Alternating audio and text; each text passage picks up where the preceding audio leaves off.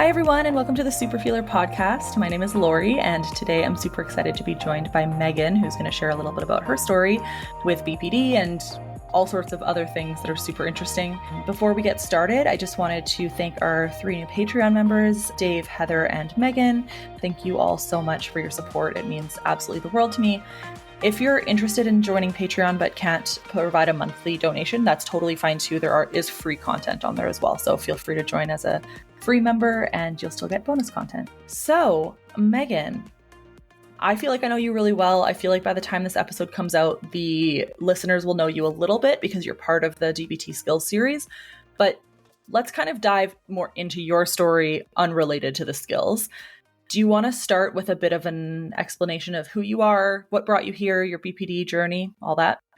Yeah, for sure. So, first off, my name is Megan. The simple stuff. I'm 31. I live in Canada, in Alberta specifically, and I started my BPD journey in 2017 when I got a formal diagnosis when I was in law school at the time. And so that's kind of where my journey begins. But obviously, like most people, recognize a lot of symptoms prior to that, and have been kind of dealing with mental health things, I'd say, most of my life. Noticeably back when I was like in junior high, more so once I got into moved out of home and moved into like residence and those sorts of things. But the formal journey kind of started in 2017 with a diagnosis at law school. Since then, I've been going through DBT, going through some ups and some downs that I'm sure we'll get into. I am a practicing lawyer, live with my partner and our dog Gimli, and that's probably the quick Coles notes on Megan. But I really love things like curling, playing sports, watching hockey. My partner and I just got back from a trip to Toronto to watch a bunch of sports. And I also really like knitting and crocheting. So there's the Coles notes on Megan. I love that the first 2 examples of sports that you like were curling and hockey, as though you could like sound more stereotypically Canadian. The Americans are going to be like, okay, sure there. But no, that's awesome. So I'm so curious. I know, you were diagnosed in law school. Did you go to the same for your undergrad degree, did you go to the same school as where you went to your law school degree, for your law school degree? No, I went to undergrad in Edmonton, in Alberta, and then I went to law school at the University of Victoria in Victoria. Ah, right. Okay, so you were also leaving a lot of your supports, like your family supports, when you went to law school? So I left a lot of my family supports actually when I went to undergrad, because I'm from Calgary originally. And so I moved out of home because I have a late birthday. I moved out of home when I was 17 to go to undergrad. And then from undergrad, I went straight to law school. There's also kind of a weird thing for a lot of people to do. Some people take like their undergrad, then take like a shift and like go back to work and like do adult things and then go to law school. So they have that like life experience time. But I just went right through. Partially because I didn't think I would ever go back to school if I like took a break. Yeah. I probably would have, now looking back at it, like probably tried, but because I was in like the school mindset, it was very easy for me to like take the LSAT, and like I got a really good score on it. So I got into law school right away. So I was like, okay, well, might as well go right away. So totally. Were you struggling with mental health as much in your undergrad as you, I'm assuming, were in law school if you got a diagnosis in law school? Yeah. So in undergrad was the first time that I got put on medication. And like the first time I accepted kind of taking medication for what was going on. We also kind of like growing up had a situation in my family where we didn't really talk about mental health and didn't really like deal with it. like head on. So it took me a while in undergrad to like fully accept that like, okay, maybe medication would help. Maybe therapy would help. Maybe counseling. Like I remember getting my medication and taking like 6 months to tell my parents that I was on it. Even though I talked to my parents like probably every 2 to 3 days still. I distinctly remember when growing up, I had like a bad period in grade 8, the one that I kind of referenced earlier. And there was some self-harm coming up, some bad behaviors that I like didn't really want. And when asking if I could go to therapy, my dad said, "We don't go to therapy in this household because that means admitting something's wrong." I was like, No. okay. We've since resolved that as a family, and he's Yeah. for saying that. And so like bless him for coming to grips with like accepting that that was like not okay at that time. But it took me a little while to like get into wanting to take medication because that was like the voice that was like ringing in my head being like, we don't say anything's wrong. We don't want to admit anything's wrong. Like save face. I started medication in undergrad. I was on kind of just a low dose for just generalized depression.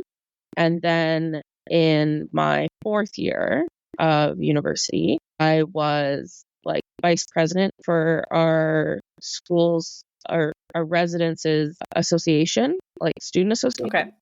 And so we like lived in like the bottom floor of a tower, all together, all the VPs. And then if you turned like to the left, that was all of our rooms. If you turned to the right, that's where all of our offices were. And so I was going into the office one day and witnessed somebody coming out of the office that was like very obviously not a student, like 50 years old, like looked disheveled, like looked like they just shouldn't be there. And like they kind of like brushed past me, and I went and was like, my God, they've kicked in the door to the other offices and stolen all these computers. Like all the computers were gone. What? The room was a mess. So I had to go and report it and like go to the police station and like call 911 and all of this stuff.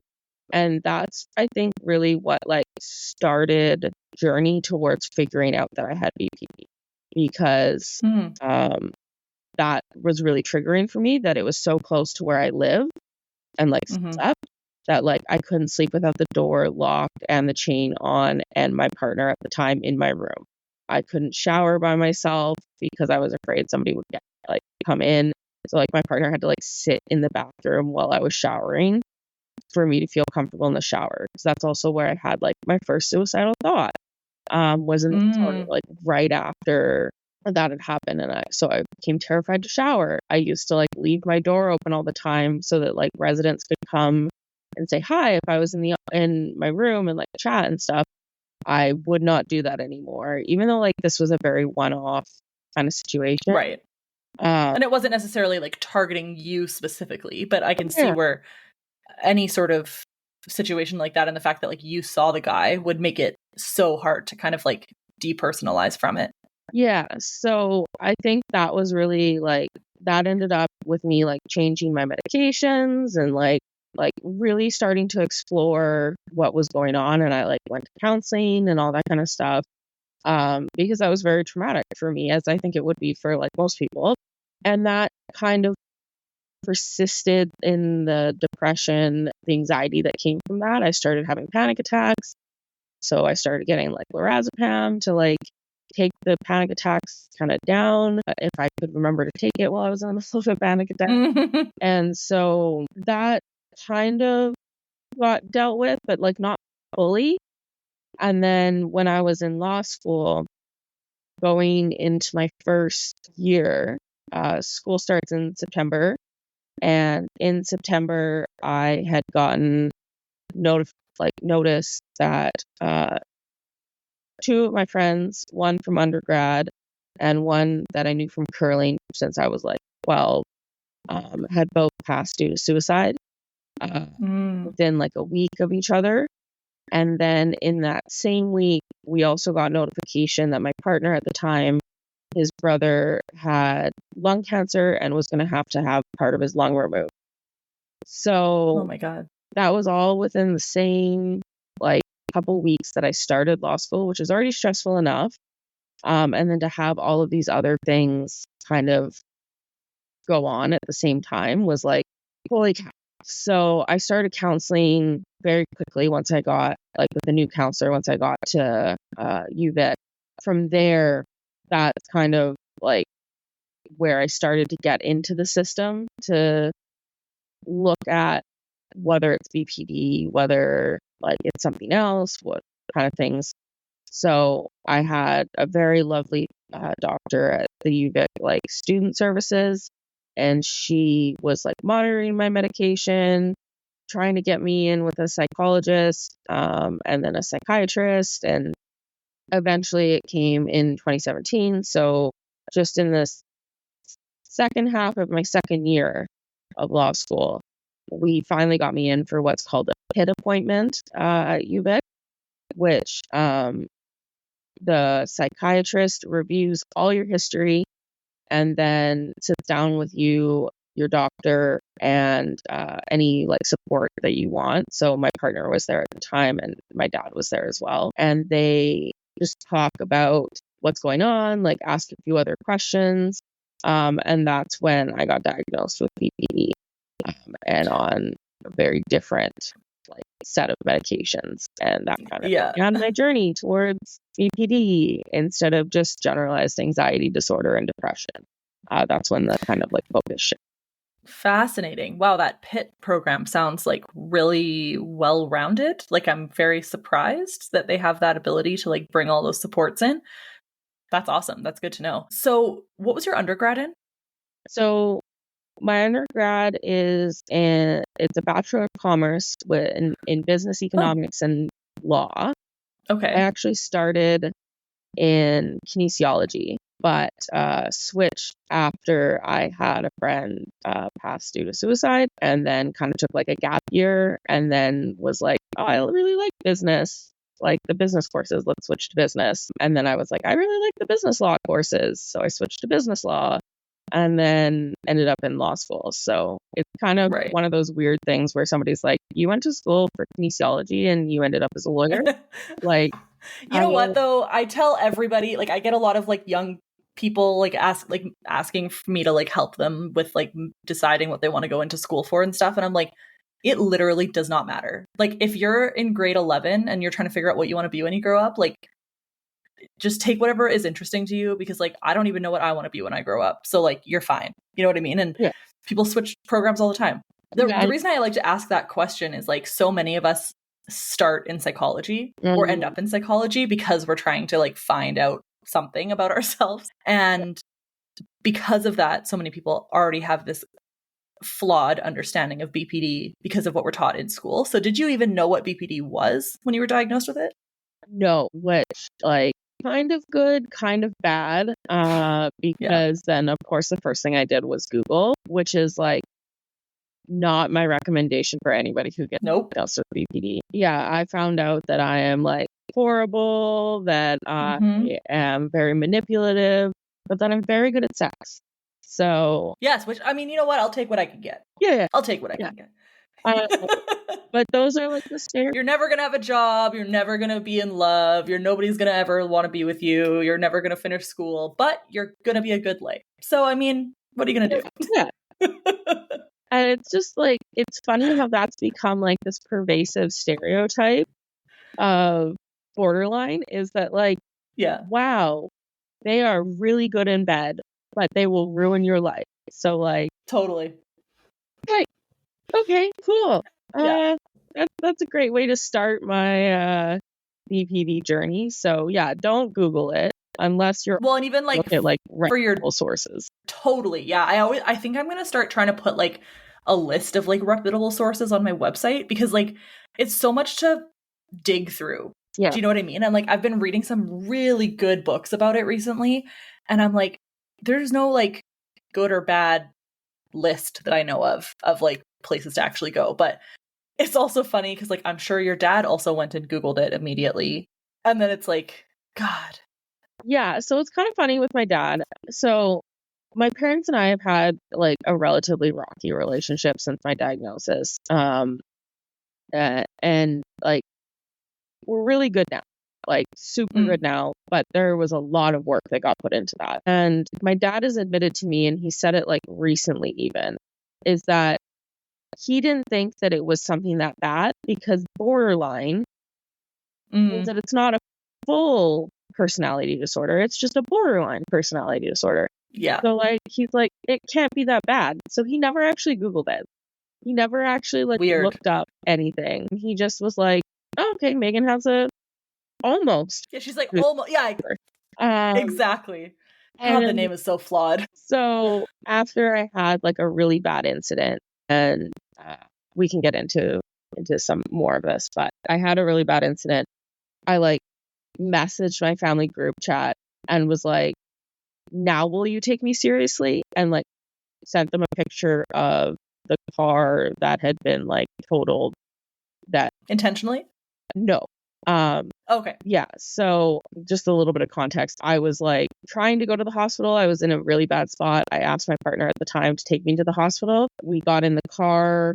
And he said, I'm just going to take you to my sister's instead. I think you're fine. So I tried to jump out of the car in the parking lot, and he pressed the gas instead of the brake while trying to grab me. So my car ran into like 4 or 5 different parked cars and like ripped the whole side. Jesus. I feel like maybe we talk about this in one of the skills series, because I remember saying to someone the other day, like, wow, we really love, like, borderlines really, people with borderline love jumping out of moving cars. Like, I've done that too many times to count. Yeah. So it's like such a weird. Discuss this on this. Yeah. Okay. I was like, was that you? Yeah. Yeah. So. Okay. So yeah, not an ideal support from your partner or your parents, I'm guessing. But what did they say in this group chat? Yeah, so I don't actually know because I was like so high alert. I ended up getting taken to the hospital and discharged like, I'm going to say like 12 hours later. And I sent it to them and then promptly blocked the chat, blocked everybody in it. And it was just like, will you take this seriously now? And not a good look on Megan, but she was very distressed at the time. So everybody, like, yeah, we've all done it. Was going on. That's when my dad apparently started like actually looking into borderline. And during the period of time that I was not talking to my parents, my dad and my mom went to like, I'm not exactly sure of the exact details because I obviously wasn't around, but and they've just told me since then. But they went to like a 16-week session of like how to support somebody with borderline and like a parent support group, it kind of almost sounded like. So they learned a lot about it and DBT and everything. And I didn't find out until I'd already moved back in with them that they'd gone to this. And I was like very appreciative of the fact that they actually like took some steps. And I think that like chaotic as that incident was, it was good for that reason, because like I've looked in like my dad's like browser tabs before, and he has a whole folder that's like borderline, and it's all a whole bunch of resources that he can like look through. Oh, that's actually so lovely. It is. I like was setting up like a hockey game streaming for my mom through my dad's laptop, and I found it and I like teared up, and she's like, what's wrong? And I was like, Dad has stuff for borderline. So it's very sweet. And I very much appreciate the support that I have now. And I think a lot of that may have helped if we kind of talked at the early stages more about what borderline actually was. Yeah, but when you're in that spot, like it's hard to have those conversations, right? Like it's a lot easier to have them now when you're like a little bit more regulated and have some skills to be able to have those conversations. Yeah. When you're like days after jumping out of a car, that's not going to be a productive conversation. Yeah. So good for them for like seeking out that support. It was probably like Sash Bear or something. It sounds like the Family Connections program or something like that. But just, yeah, no parent is perfect. And as long as they're like trying to be better, which it sounds like yours are, That's great. Yeah. We've had a lot of conversations when I moved back in with them, when I moved back to Calgary, was like there were some hard nights where we were just kind of like, I'm having a hard night. I don't trust anybody, but I need to like talk this through. So there's like nights where we were sitting in our living room for like 3 hours just bawling, trying to like figure stuff out and like break down a lot of the like previous mistrust so that like they didn't feel like they were going to say the wrong things, so they were afraid to talk to me, or I would take something the wrong way and then like not ask follow-up questions about it. So like learning how to live with each other while like BPD was being very rampant was like a very new thing for us, but it has really led me and my parents to be in a really good spot now because of me moving back in with them and all of the sort of therapy, I guess, that came with it. Yeah, totally. You're all learning skills to work with each other. Yeah. And you're not with the partner that was initially there during the diagnosis process. So your new partner now, is he well educated in borderline? Like, how does that kind of flow in your day to day? It was kind of one of those like stigma things again, where quick backstory, re-met my partner when I moved back to Calgary on Hinge, but I've known him since we were 12. And we actually curled together, and then we dated twice in high school. I broke up with him both times because I was probably BPDing at the time anyways, because now that I look back at it, I'm like, yeah, that's very stereotypical. But so we re-met after not talking for like 13 years, and we just like he opened with a joke. Like I was like, I didn't think you'd ever want to talk to me again. So we ended up going out on like a date, like a walk with his dog, that ended up going back to his place. And we talked for like, I want to say like we met at like 8, and I think I left at like 3 a.m. And we just like talked about everything. And one of the things that came up was the fact that I had borderline.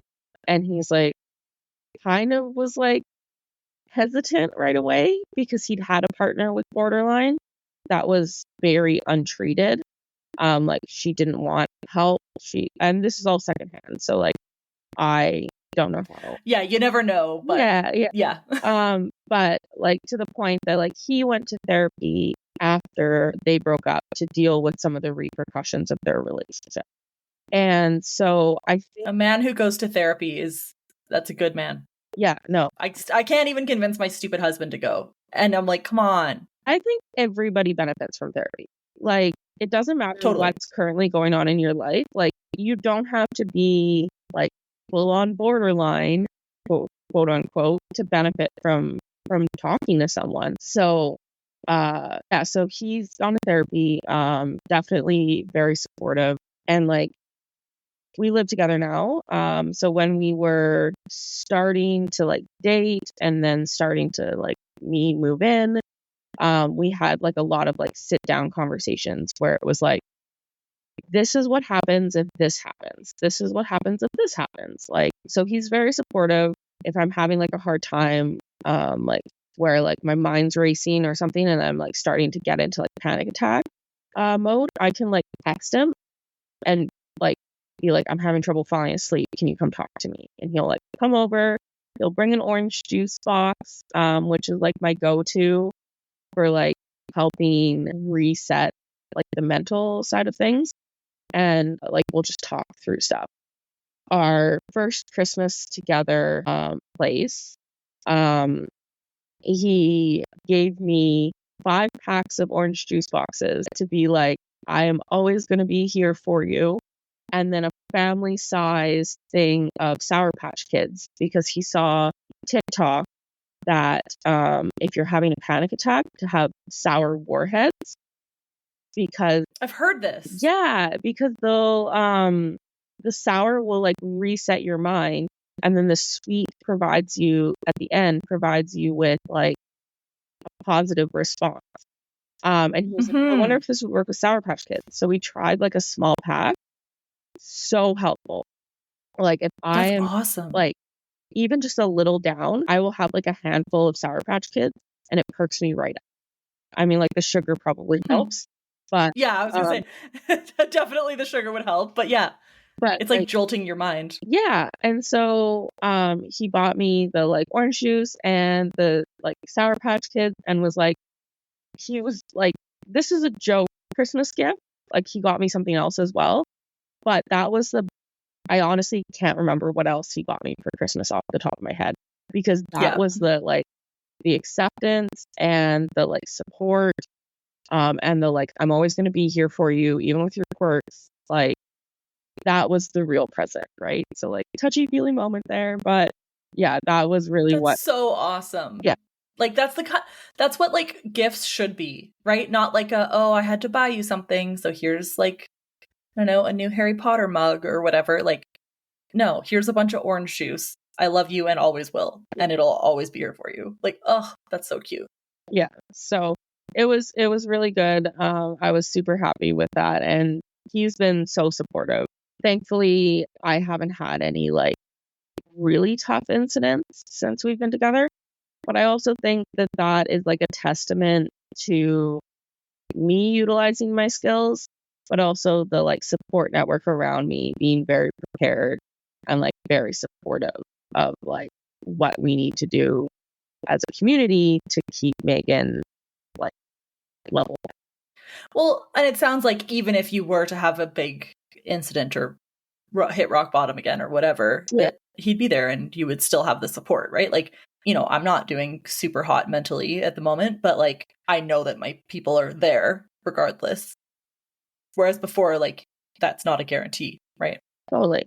Yeah, and I think that that's like a very key thing, is like knowing that it's going to be okay even if it's not okay really helps, because in past relationships I felt like so much shame and like almost like terror of like bringing up that like my mind is racing because of this one thing that happened like 2 days ago that like I haven't let go yet, and like it's put me down the route, versus like, hey, this thing kind of bugged me in the moment, can we just like talk through it? It allows me to like not go down that rabbit hole as much. I'm not going to say like it's like perfect and I never have suicidal thoughts and like I never like BPD-ish, I guess. But yeah, I think that having that support can be very helpful, because you know that it's like going to be easier to seek support than when you previously thought you were like. Yeah. And I don't think that like never having these issues is the goal, right? Like having them less frequently and less severity is the goal, but we don't want to be like numb zombies walking around either. Totally. So yeah, sounds like you're on the right track. Mm-hmm. So you now have an account called Borderline Barrister on Instagram, which I'm super happy about. I think it's beautiful. I'd love to hear about your like kind of decision to kind of come out more openly, especially in line or as identified like with your profession, because I'm sure that there's certain fields, the stigma is alive everywhere. I think you're wearing a shirt that says stigma is still here or whatever. Or stigma isn't over. Yeah, it's not over. And I don't think it's over in any field. Certainly not over in healthcare, certainly not over in engineering. I've heard, you know, all of these things. Law, I don't get the vibe is like super chill about like having super strong emotions. And I know that you actually use your DBT skills in your, or you use your like legal framework while incorporating your DBT skills, which I'm not sure the order of the episodes in which these are going to come out, but you do talk about that in the DBT skills series. So what was that decision to come out more broadly? Yeah, it was something that like I really kind of struggled with, in terms of like this feeling that I was like meant to come out a little bit more broadly with it, versus the like, this is going to screw me over in my profession feeling. I had been out and open about my borderline personality disorder diagnosis pretty much since it happened. So all of my classmates at UVic know, or like anyone that I talk to knows, like I was the chair of like our UVic Law Wellness Resources Club. So like everybody, my colleagues of like my year of call already knew that like I was very mental health focused. Um, I was pretty like open about it in like my first couple of years of practice as well. Maybe a little too open because I think I got terminated from a position because of being open about it. Like I disclosed to somebody and then I was like terminated 2 weeks later. But like there's other things going on, so I can't like directly correlate it to that. But like there's this nagging feeling that like that might have been the tipping point. But then I took a little bit of a break from law due to like BPD and the car accident and that I was in. And like when I moved back to Calgary, I was like, I want to live more authentically as myself. Like I don't want to be in this space where I feel like I'm hiding like a very key part of my identity. Because BPD is a key part of my identity. Like, not the only thing about me, but it does influence like a lot of stuff that I do. So I'm at a small firm now that I love, and I've been very open with my borderline diagnosis for a long time with them, and they like vaguely know of the account too. So like they haven't like told me like, Megan, don't do this.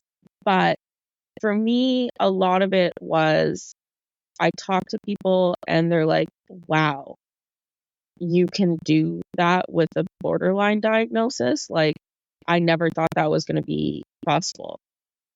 I had a friend get hospitalized this year for mental health things. And I remember talking to her mom and like right after her diagnosis came out, and her mom was like, you've given me hope that this friend can have a normal life. And I was like, yeah, of course she can have a normal life. Like, she's not dead. She's just dealing with some stuff. And so I thought having this like account and having this like outlet of, look, I'm doing professional things with a borderline diagnosis.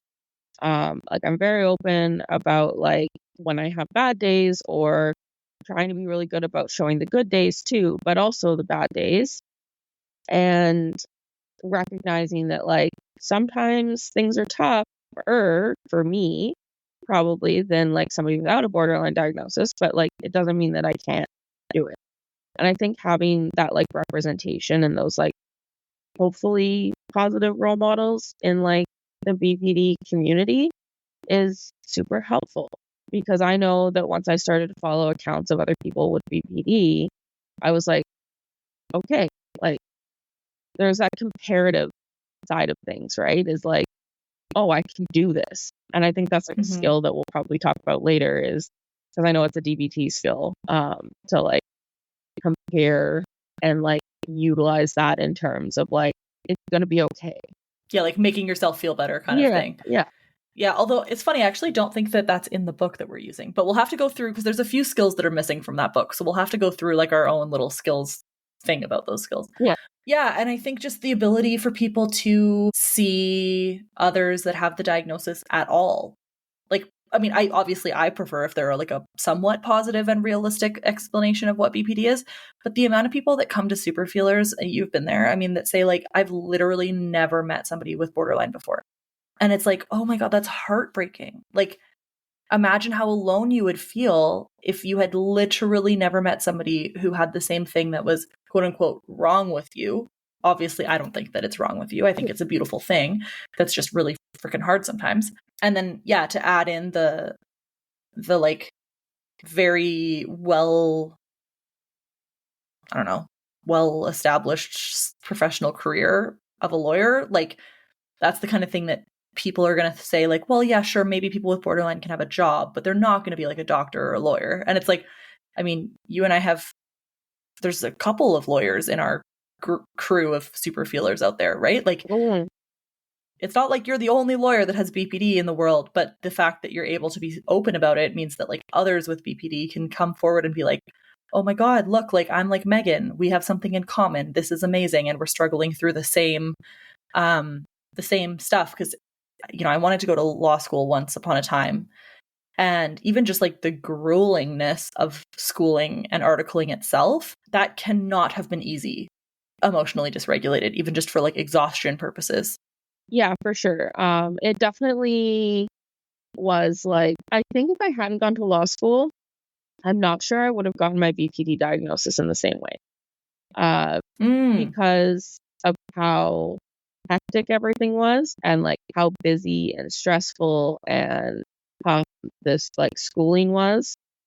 But also like I was at a good place where I was able to get that diagnosis before like having to like because I had never gone to the hospital for my borderline before getting diagnosed.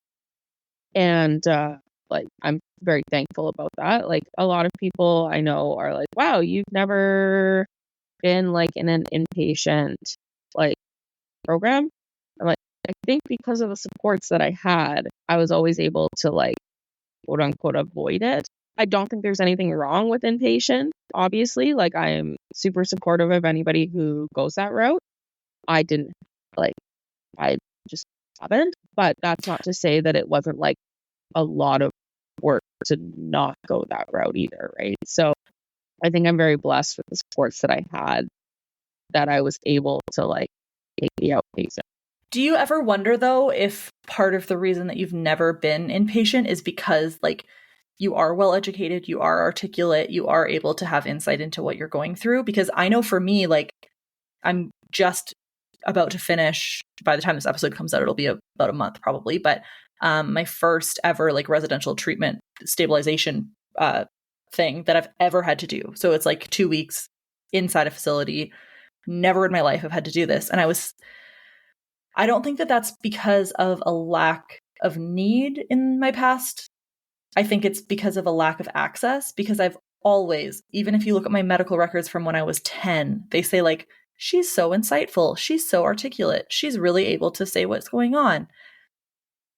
Well, that doesn't mean that it's not very difficult internally. It just means that like the view of what like a person who needs inpatient care is outwardly, it does not match with our presentation. You know what I mean? Yeah. I've often like said or heard that like, what, you have borderline? You like seem so well adjusted. Like the like quiet borderline diagnosis or like high functioning. I hate the words high functioning because that is not what it feels like on the inside at all. Not at all. It's just like what presents to the world. And like I have been very careful and meticulous in like how I present myself to the outside world since I was like very young. So I think that like there's been times where I've said like it kind of sucks that people are like, you have borderline. Like, I don't believe you have borderline. I'm like, I used to take that as like kind of a compliment, but at the same time, it's now like I do, and it's hard and it struggles, and like I feel very strong feelings about a lot of things, and that is not easy to deal with. I forget where I was going with this train of thought, but it's like kind of, it doesn't make it any easier yeah, on the inside, right? I think that's kind of where you're going. Yeah, and I think that is part of the reason why, going back to your initial question, like that I haven't done inpatient is also because like every time I've been to the hospital, by the time that I've talked to the psychiatrist, the doctor, the intake nurse, I've calmed down. I'm not in like heat. Like I've managed my emotions enough that they're like, she'll be fine with outpatient. Like she'll be fine into a psychiatrist in a month. Like I came in because I was like imminently suicidal. Yeah, but it's a wave. It's a wave. Duh. Right? So when you have to wait 12 hours to see a doctor in an ER, at least in Canada, then yeah, of course you've calmed down like 99.9% of the time. It doesn't mean that it's not going to come back tomorrow, but it means that it's not active right now. Yeah. So I've also been very like blessed. I know that I'm very privileged in the way that like my parents were, even when we weren't talking, were willing to support like financially the side of like going to see a psychologist. Like the year after that car accident happened, where my car got totaled, I attended psychology 54 times a year. Holy shit. Psychology? Yeah. Oh my God. Which is not, wow, that's a lot. yeah, not cheap, not easy, No. but like there were times where I needed to go 2 to 3 times a week. Yeah. So like, that's amazing that you had access to that. yeah. Like, should I have yeah. maybe just done inpatient instead? Maybe. Might have been not bad, but like this was the route that I ended up taking. And I fully recognize that I'm very privileged to have been able to take that route. Because Totally. financially, like I wouldn't have been able to without my parents' support. So I'm very thankful. Yeah, and I'm glad that they supported you, even if it wasn't, like if it was a rocky situation, right? Yeah. Because our system is not set up to support outpatient. It's like, realistically, I don't think it's really set up to support inpatient either, but at least inpatient's covered. So if you don't have the means, that's an option if you can get into it, which is hard to do. But Yeah. Wow, psychologist 54 times in a year. That's incredible. I'm so glad that you were able to get that. Yeah, it helped for a lot of things that I was going through. But that's where I really like started to get into DBT like for real, and started actually like, I'm gonna take this bull by the horns and like deal with it. Because before the car accident, I'd actually stopped taking my meds and kind of thought that everything was okay, which is like a whole nother story. But yeah, so that was kind of my wake up call. And I was like, I'm going to do everything I can to like get to a functioning place for Megan. And so that was what I needed. And thankfully I was able to access it. But like I tried DBT before and it didn't really click until I was ready to accept. That's how it is. You can't force people to do something that they're not willing to like dedicate 100% to. And sometimes we're just not in the right headspace for that, right? Totally. We're almost out of time. I want to end with a question around what your favorite part of BPD is. Ooh, I think my favorite part of BPD is the ability to feel deeply. Like I think that like sometimes people are like get you into trouble, but I really appreciate my like empathetic side of myself, where like I see somebody struggling with something and I'm like, that I can relate, like that sucks. And the wanting to like be there and support people. Like for a lot of my friends, they come to me to like ask questions of like, I'm having this issue or this issue, and like me being fully able to jump in and like support and like give resources and all of those sorts of things. And I very much view that as like not a side effect, but like an innate part of having BPD is that I'm able to like assist others. Yeah, absolutely. And you're so good at it. I'm just like so glad that you're here and that we met and that you're in part of Super Feelers and you're in the DBT Skills sessions. And I just think it's so fun. So awesome. Well, thank you so much, Megan, for coming on. I know that you've got so much more of your story that we could talk about another time. So if you ever want to, feel free to come back, but you know where to find me. For sure. Thank you so much, Lori. And thank you to like the whole Super Feelers community, because I really do enjoy being a part of it. It's a super blessing to be a part of it and has definitely saved me in so many ways. So thank you, Lori. Thank you so much for tuning in to this episode of the Super Feeler podcast. Today's episode was recorded on the unceded and traditional territory of the Matsqui and Sumas First Nations. If you enjoyed today's episode, don't forget to subscribe, rate, and leave a review on your favorite podcast platform. Your feedback helps me reach more listeners like you, and we're always looking for improving the podcast. Remember, you can always stay connected with me on social media. You can follow us. The show notes will have all of the details for Instagram profiles. If you want to support the podcast and help me continue to bring great content, please consider joining the Super Feeler community on Patreon. Your support really means the world to me, and there's a variety of different options for support, including some free ones.